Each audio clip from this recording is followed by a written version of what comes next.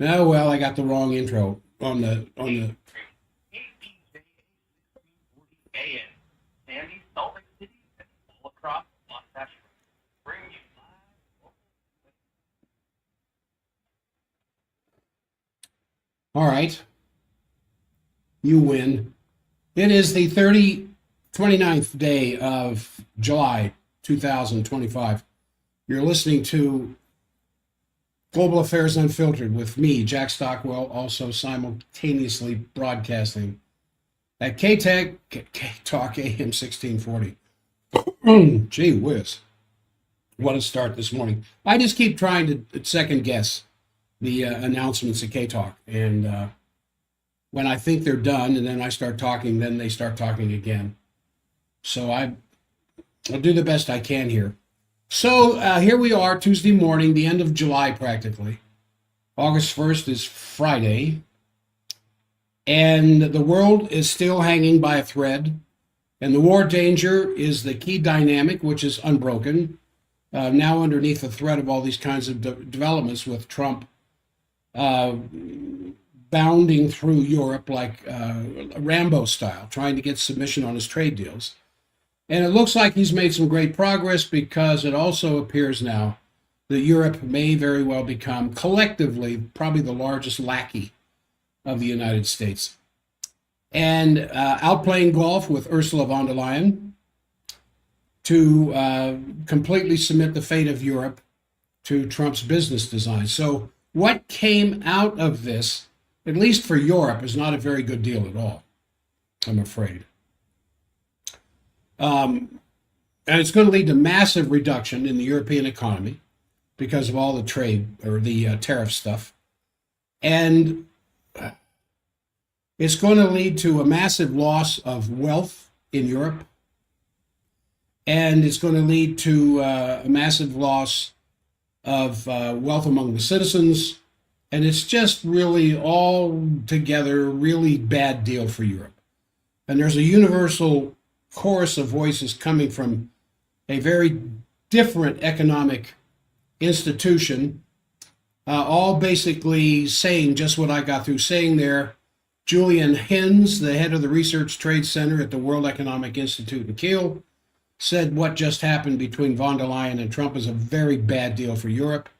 It's weakening the credibility of the World Trade Organization, puts the whole thing on the wrong course. And he said this is appeasement, that this was motivated by the intention to minimize the cost in the very short term by preventing a full-fledged trade war. In other words, von der Leyen submitted to Trump's threats. And in the long term, this is going to be very expensive because what Europe is going to have left is the rules of they've left behind the multilateral system that was the basis for wealth in Germany and Europe, and probably trying to put China into a position where many of the trade deals that they think they've just completed with Europe may go out the window. Now, that may not be exactly the reason for it, but it's definitely a flow to the idea that there are any rules left. And it's really going to hit hard. One account I was reading this morning in Germany's machine tools, where the tariffs have increased by 3 times for exports to the United States. And it's also going to hit trade in the service industry, where the president of the Association for Trade and Foreign Trade just said this is for many of our traders an existential threat. This is a deal which, as I said, everybody, this is completely at the expense of Europe. Von der Leyen promised the EU will buy every year 350 billion of liquid gas from the United States. And that in addition, Europe will buy 600 billion direct investments in the United States and order more weapons from the United States. So the 600 billion direct investment naturally are investments which are diverted from investments in Europe, out of Europe, into the United States. That's the deal von der Leyen just gave the Europeans. The former Foreign and Prime Minister, Dominique de Villepin, said this day will be called Europeans' Declaration of Dependence. And this goes entirely on the account of von der Leyen being backed up by Friedrich Merz, the Chancellor of Germany, who several times intervened directly into the discussions between Trump and von der Leyen. The actual discussion only lasted about an hour. So how much international trade negotiations can you do with a woman representing the European Union, interrupted by the Chancellor of Germany, the former BlackRock representative of all of Europe, and President Trump within 1 hour? Of course, everything was all arranged ahead of time. This was just a formality. And it's definitely, Europe is self-destructing by this capitulation to Trump and the United States. Because remember, they just agreed on a European Union level to forbid reconstruction of the Nord Stream. Also, the 18th package of sanctions against Russia is now going against Europe. And with this trade deal with the United States, it's one self-destructive action after another. So this may well be not just the end of NATO, but the end of Europe, if this isn't changed soon. Now, Michel Geraci said this is a disaster, that the U.S. is forcing the European Union to buy gas from the United States at triple the price they were buying gas from Russia, which always showed up on time. No interruption until we blew up the Nord Stream pipeline. And now we are getting the spoils of that war by Europe having to buy natural gas from us shipped over there at 3 times the price they were paying the Russians. So this goes along. I mean, if you cut the productivity of European economies into pieces, naturally these people then want to axe the living standard by starting to apply maximum austerity concepts. Rainier Dolger, the president of the Confederation of German Employers Associations, just came out and said they need to reform the welfare state of Germany. He said we need an open and honest discussion about which social benefits we can no longer afford, that there are administrative costs in Social Security amounting to 25 billion euros. Then Katharina Reich, Minister for Economic Affairs and Energy in the Merz government, said as employees of the state, you need to work longer and harder. That's just what they want to hear. And then on top of that, the government in Germany also found that they do not have the promised 5.4 billion euros promised for the energy bonus, which was supposed to compensate the population for the high cost of energy. So they don't have that. But they do have 5 billion euros in additional weapons for delivery to the Ukraine. Doesn't take too long to see who's running things here, does it? And this following Trump's appearance in Europe the last few days. Also, the German government is now pushing the idea to merge all public health insurance companies into one, where you have seen the same thing happen in Britain with the NHS, and it not ended. It's just an ongoing complete disaster. So the most reasonable statement for all comes out from Dmitry Medvedev, the deputy chairman of the Russian Security Council. He said this, quote, all of this is so humiliating for the European Union that the European Union people should hang on to that crazy old witch Ursula. That Trump has squashed Europe. The New Deal with the European Union is totally humiliating for the Europeans, as it only serves the United States by leaving the European markets unprotected and zeroing out tariffs on U.S. goods. It creates huge additional costs for industries and agriculture in many of the European countries, stemming from the need to pay for the expensive U.S. energy. And it diverts a massive investment flow from Europe to the United States. He said the European people should probably storm Brussels right now in order to hang all the European Union commissioners, including that crazy old witch Ursula. It wouldn't help matters, but at least it would be fun. Then he also said the deal is clearly aimed against Russia, as it bans Europe from purchasing any Russian oil or gas. However, while Trump is largely about business, he continues, for the old mad witch in Europe, it's part of the neo-Nazi ideas, which are harmful to the well-being of their own citizens. So you kind of you kind of get the idea with all the negative comments coming out of European press now that Trump just pulled one over on the European Union, and then you have Medvedev from Russia coming out and saying exactly what's going on here. You get a sense that this is not exactly going to lead to joy among the citizens of Europe, but I think it's just one more incredible hot coal under the already boiling social pot of European politics, which sooner or later is going to boil over. There's no question about that. So we're going to, kind of see what happens now in light of this disaster to the U.S.-Chinese trade talks, which are taking place starting yesterday in Stockholm. And they're going to go through tomorrow, I think. And so far, the comments by Beijing are that they recognize the long-term complex nature that these negotiations that is required, that they think there's a certain key consensus would have been reached during the Geneva trade consultations, and that goodwill does not mean compromising on core principles.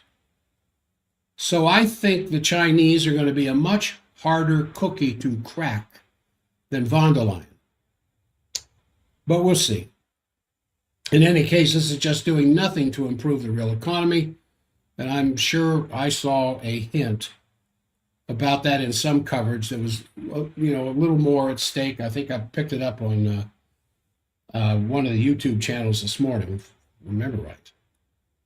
But there's probably a lot more at stake here, like the United States threat to move out of NATO if the Europeans don't behave, and all kinds of geopolitical threats regarding the environment. Now, remember, Prime Minister Fico from Slovakia, who had been resisting a lot of these policies, unfortunately finally capitulated. And he put out a statement saying that when you want to live with the wolves, you have to cry with the wolves. That doesn't mean he changed his view. It just meant that he thought Slovakia is not strong enough to resist all of this pressure while remaining in the European Union. And he didn't think that there was an alternative to that. At least that's not at this point. And so that's kind of that. That's that. And remember that the U.S. commander for the U.S. troops in Europe and Africa, General Christopher Donahue, has made this absolutely belligerent statement saying that NATO is absolutely ready to take over the Russian enclave in Kaliningrad because it's completely cut off and just has one tiny airstrip, and because of that, it should be cut off. Now, I've talked about Kaliningrad before. I think you know about it. But it's a parcel of land sitting there on the northern edge of right off the coast of Poland in the Baltic. And it has a land bridge that goes through Lithuania, I think it is. And so there is a highway through Lithuania that the Russian Federation delivers supplies, logistical supplies, including weapons, including their nuclear-armed Iskander missiles, to this essentially large island called Kaliningrad. And that was something that, at the end of World War II, Stalin made sure that that came back into Russian territory. And parts of Poland, of course, ended up in the Soviet bloc, as well as a lot of Eastern Europe, as you well know. But Kaliningrad is Russian Federation territory. And as I said, this is where they house their nuclear Iskander missiles. And the Iskander, as you know, is one of these hypersonic missiles. You can't shoot them down. And they can carry a nuclear weapon. And so General Christopher Donahue, U.S. commander for the U.S. troops in Europe and Africa, seems like a big area to cover for one general, says NATO is absolutely ready to take over the Russian enclave in Kaliningrad because it's completely cut off from direct Russian advancement, and they only have one airstrip. Now, Kaliningrad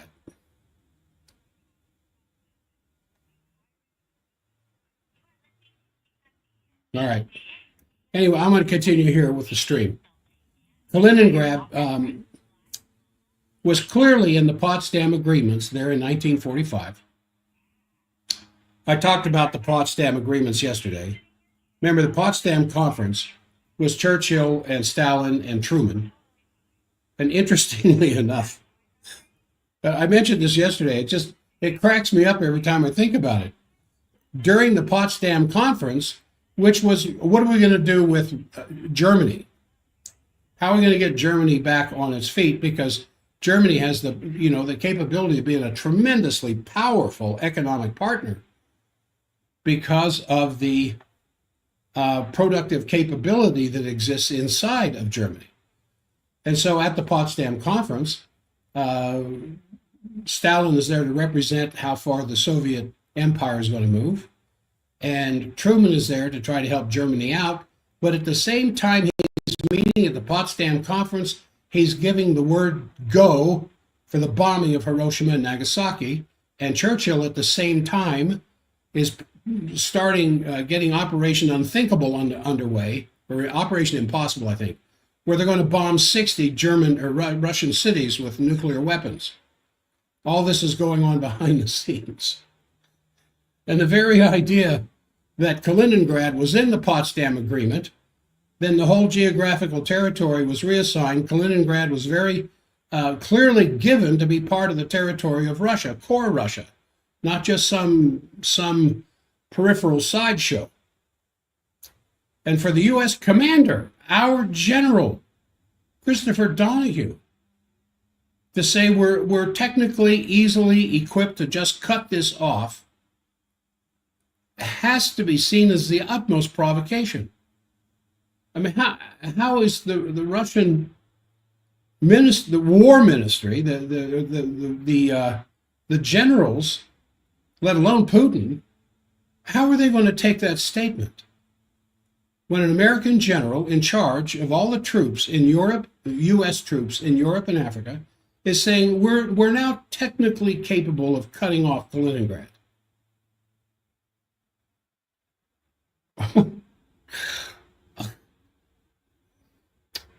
I thought I had fits of insanity. And no surprise, there comes this reaction from the Russian Telegram channel, the Military Chronicle, where they basically say, yeah, that's possible. Excuse me. To pretend it's not possible would be foolish, but one has to be aware of the fact that with the shooting of the first missile, the entire automatic escalation metrics of the entirety of Russia will be triggered. What does that mean? That means simply that if Kaliningrad, in its own defense, has to fire one missile to defend itself against some NATO encroachment into Kaliningrad, that would trigger the entire security system of Russia to be triggered to fire. Now, the enclave at Kaliningrad is very firmly built into an escalation control system, where an attack on it would lead to an immediate strategic expansion of the conflict. And it's not a retaliation attack that would be triggered. What would be triggered will be a preventative cleaning of the entire war theater where the danger of nuclear war could not be excluded. This is what Russia's saying. One missile attack on Kaliningrad would trigger not a retaliation, but a cleansing of any missile site, no matter where it is, that could possibly send a second missile into Kaliningrad. Now, what do you do when you're dealing with that kind of a mindset?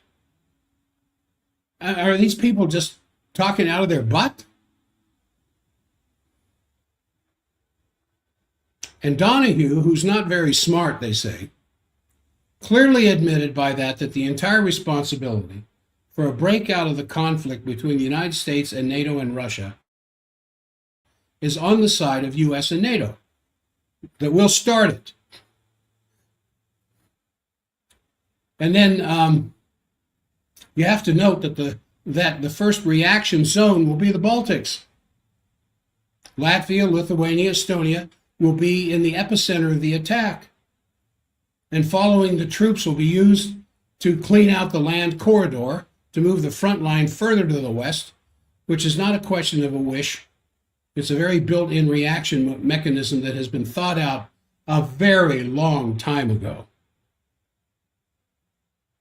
Therefore, Kaliningrad is not playing the role of a problem. It is a strategic threat where you have to pay 1 ruble to get in, but 5 rubles to get out, meaning a metaphor that's not worth getting into. In other words, it would cost you 1 ruble to get involved with a conflict with Kaliningrad, but it'll cost you 5 rubles to get out of what you started. So, as the Russians are saying here, this should bring forward the entire system of strategic deterrence. And then also remember that presidential advisor Nikolai Patrushev had warned some days ago that they have signs that London, and this may be the most important thing I say all morning, that London is preparing to stage a false flag operation to sabotage any remaining options between Putin and Trump. That they are preparing a false flag Russian torpedo attack against a U.S. Navy ship in the Baltics. And now Patrushev is generally number 2 in terms of power structure in Russia, very, very close to Putin. And I think that should be taken extremely seriously. And this was public release information.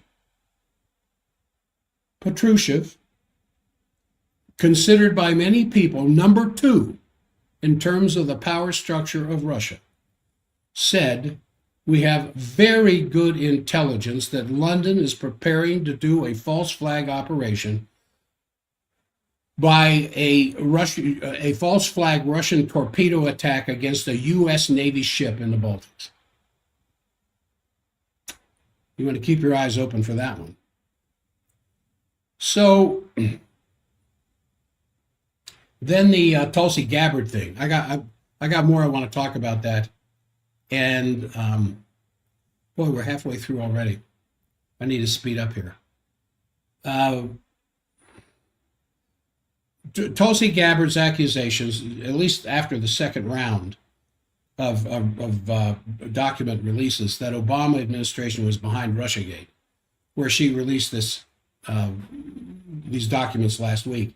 And given the absolute attempt by the mainstream media to ridicule that, I've seen this. I've seen clips from mainstream media talking about what a joke, what a fraud, what a put on this is. Again, it's just, you know, out of one side of my mouth, how stupid do they think we are? Out of the other side of my mouth, my gosh, can it get any more insane than this? It's very interesting that Claudio Solani, out of Italy, had a YouTube interview on the YouTube channel called Il Contesto, which was watched by more than 20,000 viewers in Italy on the question of the Tulsi Gabbard papers. When's the last time you saw an hour-long program in the United States on some security issue inside of Italy? I don't remember. I'd have to go back to the early COVID days of 2020, and I could come up with something then of some COVID nonsense coming out of Italy, but I can't remember anything since then. But Italy, in one of their more popular YouTube channels, had an hour-long discussion of Tulsi Gabbard and the papers that she's just released, implicating not just Obama, but the top Obamanics that surrounded him in his office. And then they talked about the fact that we are so close to World War III means the policy has not been changed, even if Russiagate has been discredited, which is a very important point to make. In other words, even though they show that Russiagate in this discussion is absolutely false, as I have known and you have known for years now, they couldn't stop talking about it in the sense of the impending World War III. Now, another major point of crisis, there's another I want to get to Ghislaine Maxwell and the 2 days of depositions that she's been given and how that stinks.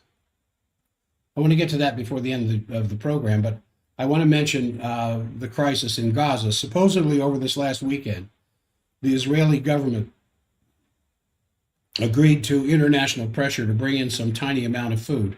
I think 67 trucks is being hailed by some. Yeah, this will end the starvation now.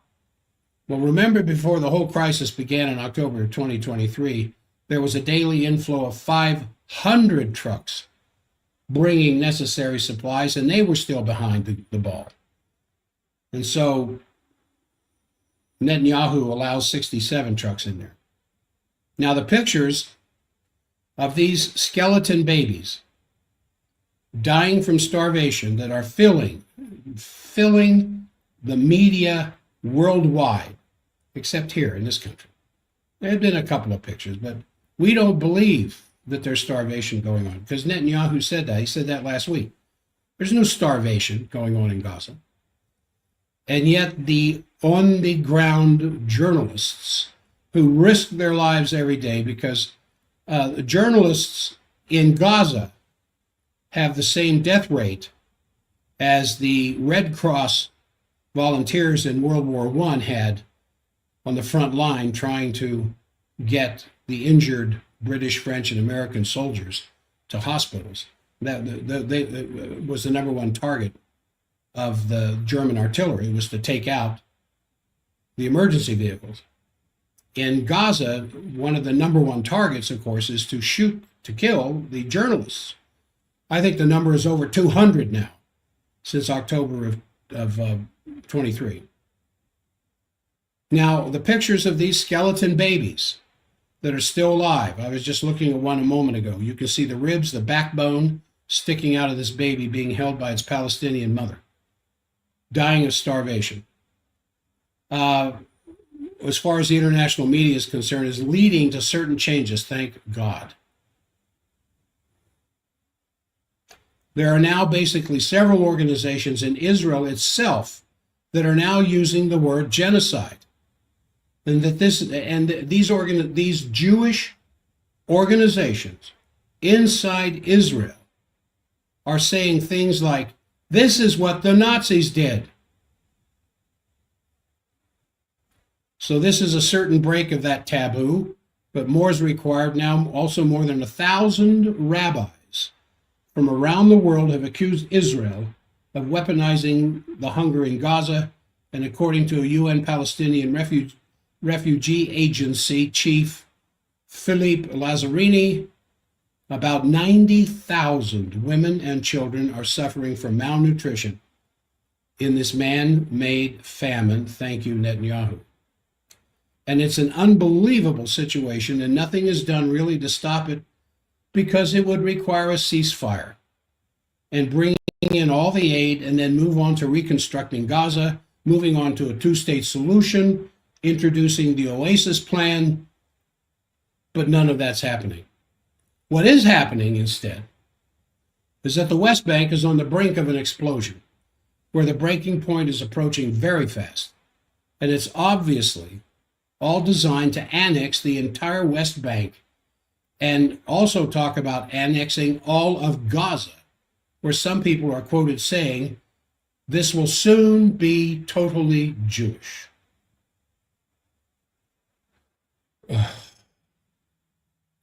So what do you say to that? How do you respond to that? The West Bank is not Israel. Gaza is not Israel. That's why the IDF had to invade Gaza, because it's not Israel. But that's part of Eretz Israel that extends actually down into Egypt.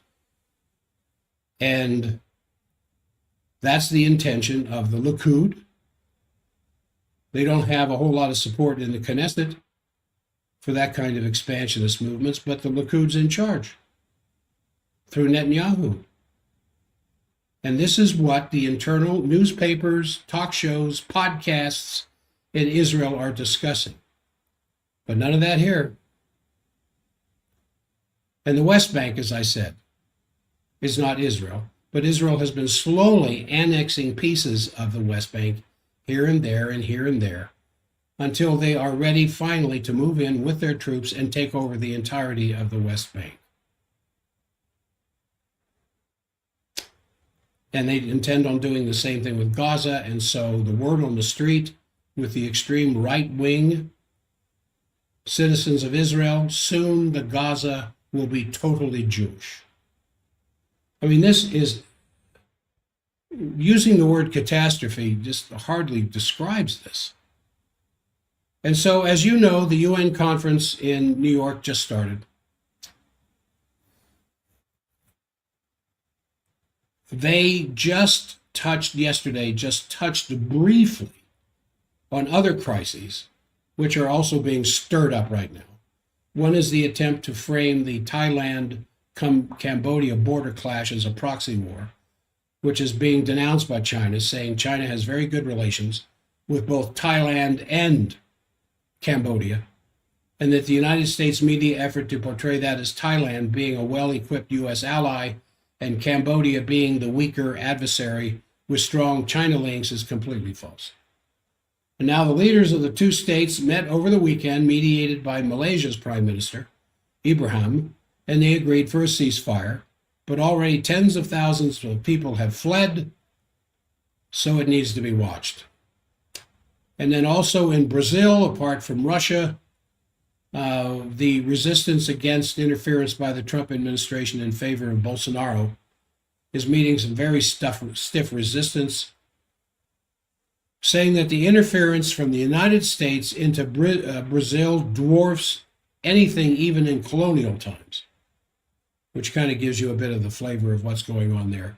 Also worth watching is the 2025 World Artificial Intelligence Conference and the high-level meeting of artificial intelligence governance in Shanghai, which is taking place, started this last Saturday and goes, I think it goes through today, where 1,200 guests from more than 40 countries presenting their cutting-edge exhibits and the new products. So you kind of have to look at this because that will be the assembly of most of the AI cutting-edge technology that exists today.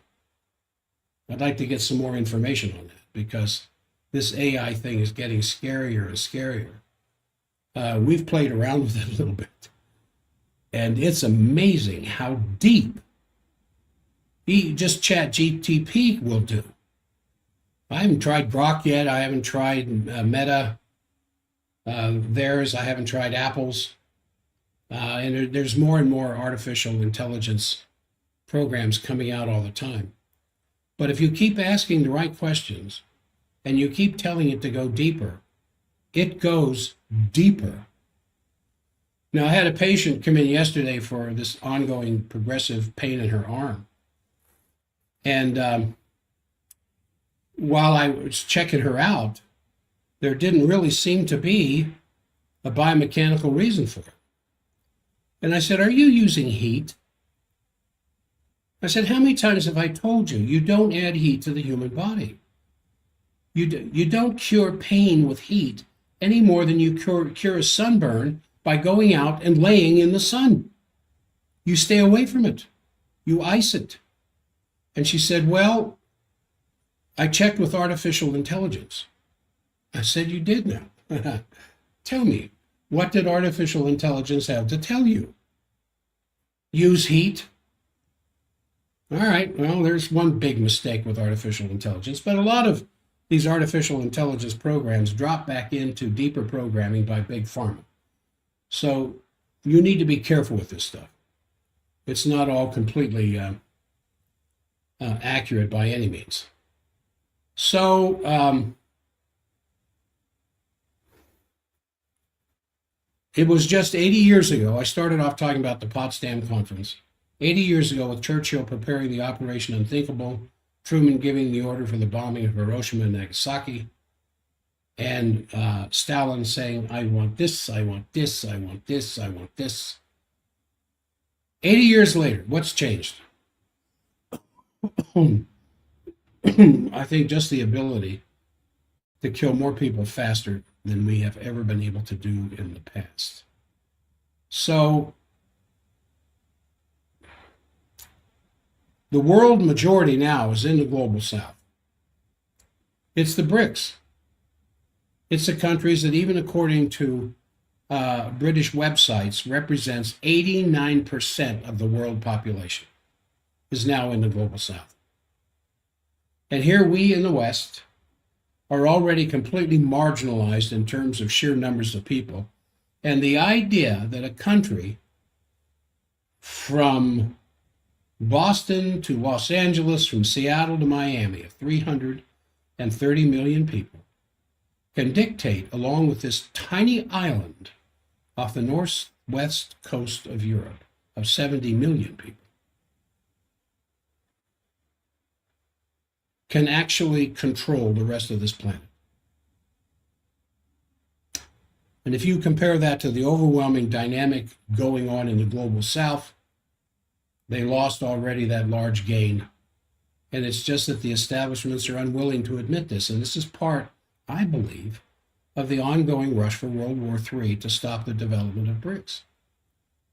And one of the interesting things about BRICS, see, with Western trade or Western finance, all you have to trade and offer are interest rates. With BRICS, their trading system is backed up by resources. No wonder these other countries want to join them. So the idea that one nation or a group of nations has the right to wage war to maintain their privileges against another group of nations is something which for sure can't unavoidably lead to World War III. And I think the idea that people have to think that one humanity before they think one nation. And obviously that goes against MAGA. But MAGA is an expression of that which can be extorted for geopolitical purposes, which I think is going on right now. I think the heart and soul behind MAGA is they want their country back. They want a strong border. They want to be able to pay their bills. They'd like to see the interest rates come down. They'd like to see crime cleaned up.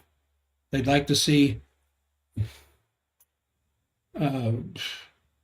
certain personalities who do not have a legal right to be here removed from the country and sent home.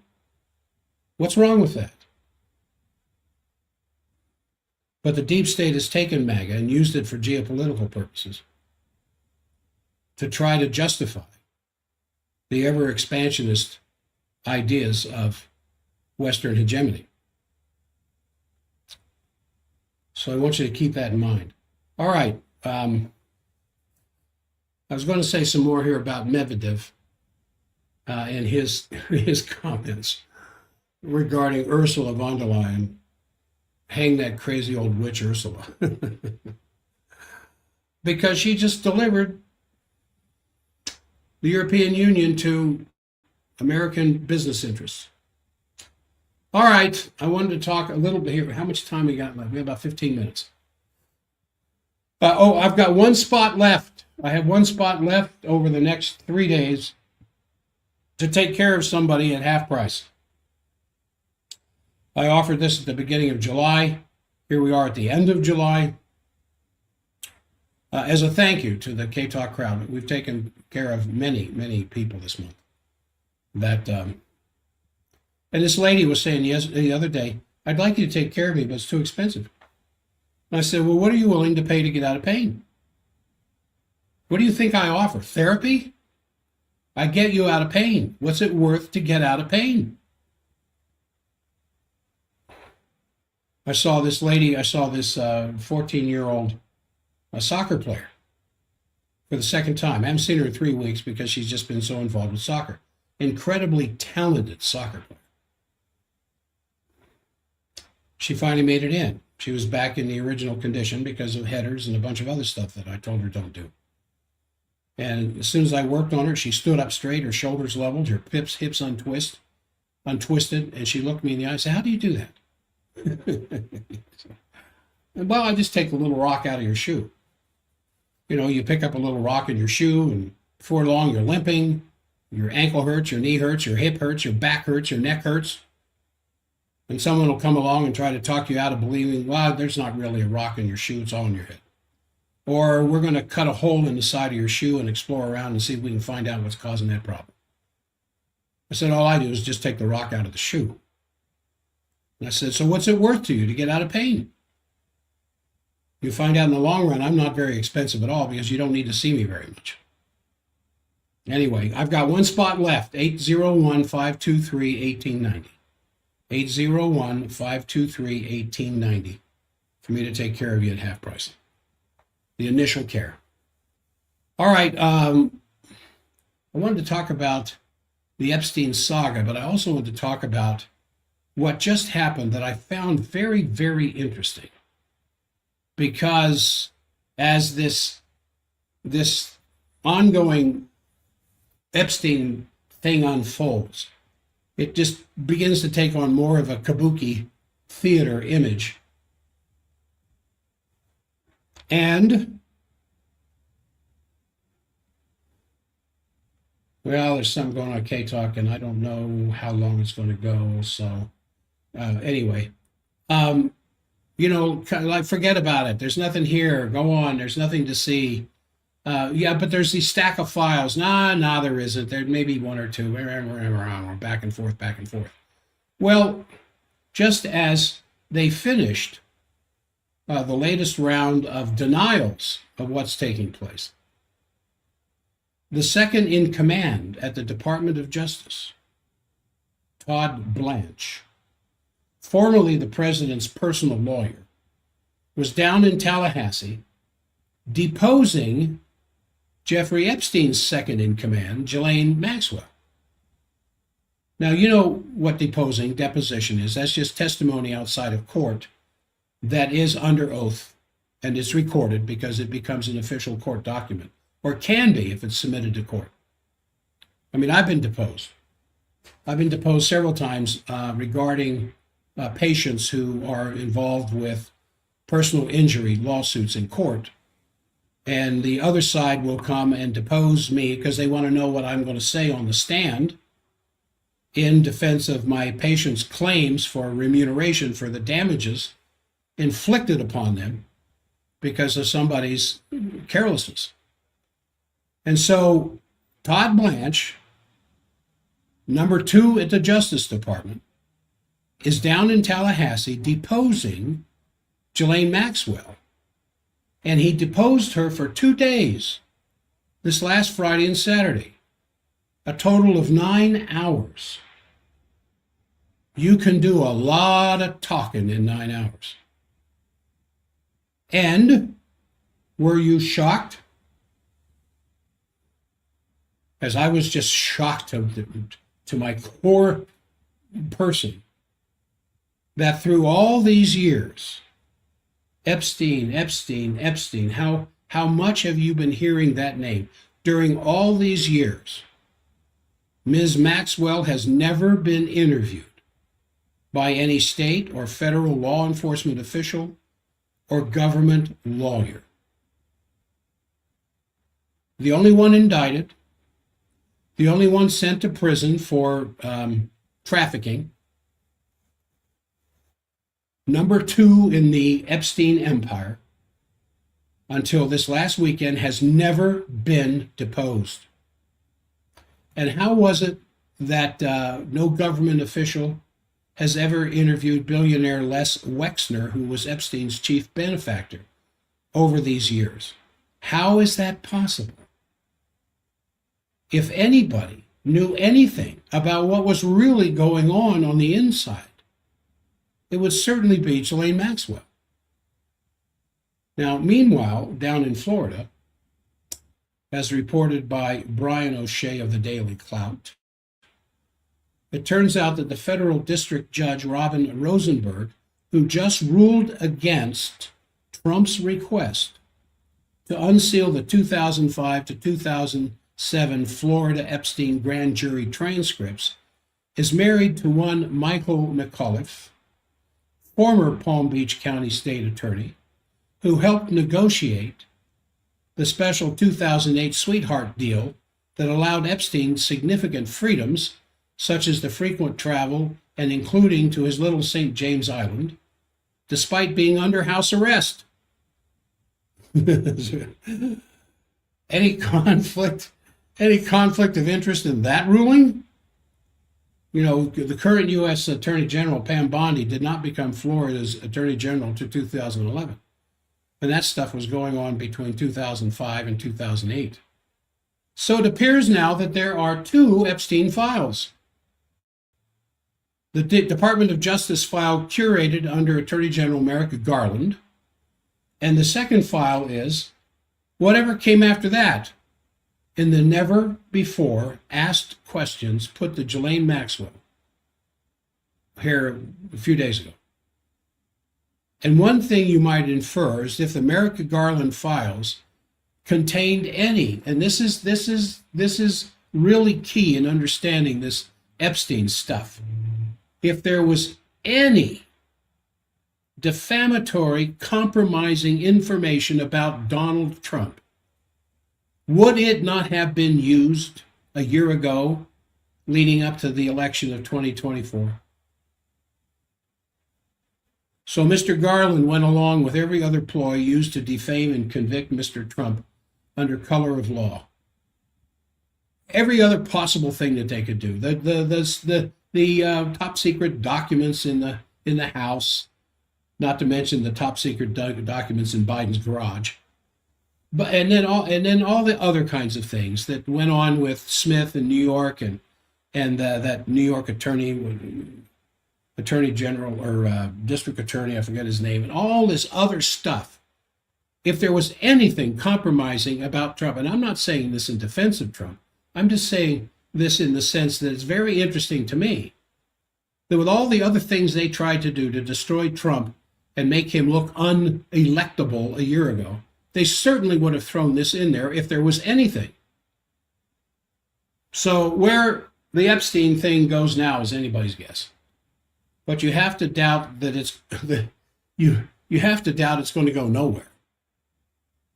Miss Maxwell's attorney, David Marcus, stated to reporters that she answered every single question asked of her over the 2 days, emphasizing that she responded honestly, truthfully, and to the best of her ability, without invoking any privileges or declining to answer, such as the Fifth Amendment. There is chatter on the internet that Ms. Maxwell's testimony affords an opportunity for the FBI and the DOJ to open an entirely fresh Epstein investigation, untainted by whatever Merrick Garland might be sitting on. So, the entertainment value that this provides to me on a daily basis is without equal. I hardly pay attention to anything else anymore, because when you consider the fact that after all this time, until this recent deposition of Maxwell, nobody has ever sat down in a legal environment to talk to her. And it says, her attorney says she answered every question honestly without needing to worry about compromising her own testimony, that it may tend to incriminate me, kind of stuff. Well, I know in the times that I've been deposed, lawyers will ask the questions to get the answers they're looking for. They don't always ask all relevant questions. And so I know in some of the depositions where I was sitting at a table, and there was the attorney for my patient and the attorney for the insurance company and a representative of the court writing down my testimony. And I'm waiting for both sides to get round to a very crucial, critical question. And I'm not supposed to volunteer stuff, except at the end they say, well, is there anything you would like to add, kind of thing.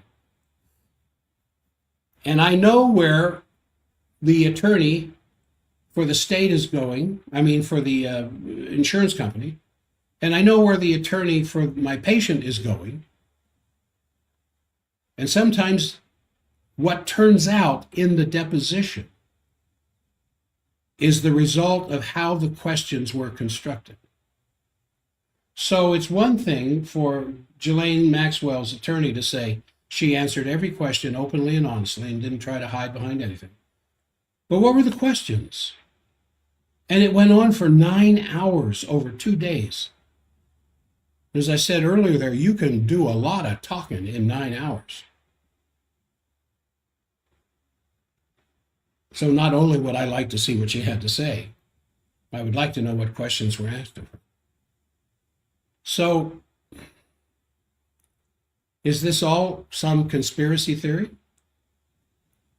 No, because an actual conspiracy, as spelled out in the federal statutes, here they are: conspiracy under Title 18, United States Code, Section 371, conspiracy to defraud the United States, and 18 U.S. Code 241, conspiracy against rights, and 18 U.S. Code 242, deprivation of rights under the color of law. I mean, a conspiracy is very clearly spelled out there. This isn't a conspiracy. It's just a cover-up. And I thought, with a knee-jerk reaction, as I think many other people did, that the reason that Trump said, oh, there's no, what, are you still talking about the Epstein files? You know, that kind of a thing. And that's old stuff, because he was trying to cover up that he was in there. No, I don't think he is. Because the more I think about this and the more I read a bunch of other editorials on the subject, if there was something condemning him, photos, testimonies, whatever, they would have brought that out a year ago in the campaigning leading up to November's election. But are there other people in there that can be implicated, who Trump owes favors to? Now that's a horse of a different color. We're going to go to break here in a second, or we're going to go to the end of the show here in a second. One more time, I have one spot left to take care of somebody at half price in my clinic, 801-523-1890. And I will be back tomorrow with a health show, but it'll be 2 hours. It'll start at 7 a.m. So K-Talk, I'll see you then. And to my friends on the stream, well, that's a little higher number than yesterday. Thank you. I appreciate that. Thank you for your participation. I know the thing says breaking health barriers. I have the wrong screen on there. But I will see you all tomorrow. Thank you for your attendance. Please like, share, subscribe, whatever it is, so we can build these numbers. The health show has almost 1,000 now.